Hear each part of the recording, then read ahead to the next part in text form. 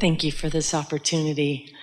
If I'm understanding law of attraction, when our airwaves are filled with political rhetoric of potential nuclear war, and we have a reaction that goes, no, we're actually participating in drawing that to us. Yeah, you're part of the creation of it.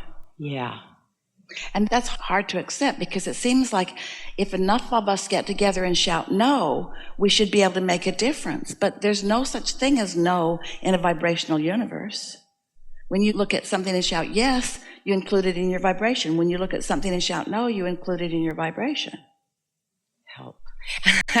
So I want to say, okay, we'll turn the TV off and don't watch it, but there's enough of it out there that as you're walking past it blasting, I'm hoping that you can maybe give me something to think about to help me not keep drawing it. Well, there are two things that we want to say to you, because what you want us to do is talk you off the ledge. Yeah. And sometimes, like when you're walking down the street and you're reeling with something that you don't want, making some attempt at talking yourself off the ledge is the only thing that you can do. It's just not that effective. It's better than feeling terrible. So it really is, you might say, what coping is. It's finding a way of looking at it that causes you to maybe feel a little better. But you usually don't get too far in that. So a better approach to it is to let yourself start all over. Esther described this very thing to herself in this way. And we're going to add something to her description for her and for you. Esther said to a friend, I remember seeing a video of a car crash where everyone died. It was a video of what happened and what happened and what happened and what happened. And then they played it backwards. And she said, I so wished that that could have just been rewound so that this outcome that nobody wanted would not have come out yet. So now she's using that analogy to beat up on herself, to talk herself on the ledge about things like you're describing that you can't really control. The way she was using that example for herself was, so people of planet Earth, we all need to do something different now before it gets to something that we do not want, as if you could do anything about the momentum that's already underway. You following? Feeling as bad as Esther? Yeah. So what we want to add to that is you can start a new vibration right now. You don't have to rewind the tape to go back to something before it happened. You can't do that. But you can infuse the now with something that starts at the core of who you are. You could meditate and tune in to the frequency of who you are and feel the enormity of the vortex that is being added to right now, and all of the desires that the people of the world are putting into the vortex right now. And you could be one who just goes to a happy garden. You could be one who, instead of trying to do the impossible of thinking a horrific thought and feeling good about it, you're not ever going to do that. You just stay off that thought because that thought is not a vibrational match to the thought that the source within you is thinking. So you feel the relief of your alignment in the midst of all of that. It's not an easy thing to do, but it is doable, and it is what your work is about. It's how you bring forward in this now manifestation what the source within you knows about this manifestation. You're going to get this right now, so we're just going to stay here for a couple of minutes over time so that you can get this, because this is fun. You're really going to like this. So we're talking about what you put into the vortex and the existence of the vortex and the vibration of the vortex and the power and purity and sweetness and love of the vortex. So here's this vortex that most humans are not a very close vibrational match to their own vortex. But you've been listening to us. We've been telling you to get into the vortex, and more recently we're talking to you about getting yourself through meditation into a vibrational stance that makes you vibrationally equivalent to what's in the vortex. So you just quiet your mind, which means you tune out anything that isn't vortex-like. And by quieting your mind and tuning out anything that isn't vortex-like, you're vortex-like. And when you're vortex-like, now you are in the receiving mode of what's in the vortex. So then thoughts come to you from your inner being.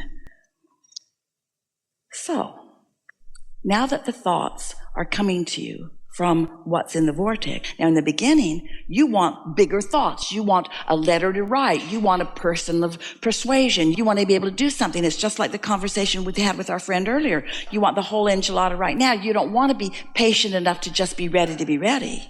But you've got to be. You've all done the work. You've all done the asking. You're all asking for survival. You're all asking for joyous survival. You're all asking to live happily ever after. You're all asking to be able to fulfill your purpose. You're all asking for inspiration that's coming from non-physical. It's just that most of you are not putting yourself in a position where you can be a vortex or a funnel that will let some of it in. But you could be.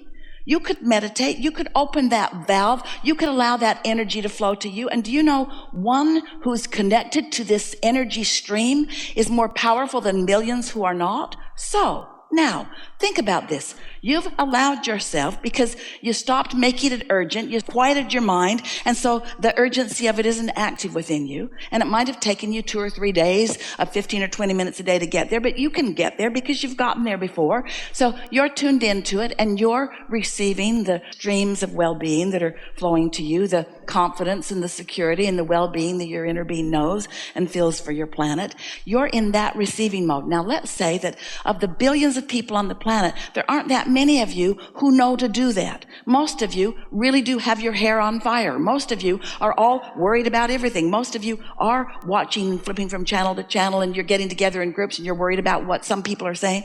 But you're not one of those. You're tuned in, tapped in, turned on. You're in this receiving mode. But what about all of those others that are in the receiving mode of man's conscious thought? Because you're always, this is a point we really want you to hear, you are always, if you're awake, you have your receiver on. The question is, what is it tuned to? Is it tuned into fearful rhetoric? Is it tuned into things that make you feel terrible when you tune to them because your inner being isn't tuned to them? Your inner being is not tuned there because your inner being is tuned to the wishes and the desires and the hopes and the dreams of the vortexes. Your inner being is not ever going to tune to that. It doesn't matter what network it is, your inner being is not going to tune to it. And it's all right if you do, because it causes you to have step one moments that cause you to put things into your vortex. But if you're going to be one that has anything influential and uplifting to do about your planet, you've got to find a way in the midst of all of this to tune to the vibration of well-being. The other day, Esther sat to meditate. This has happened to her several times recently.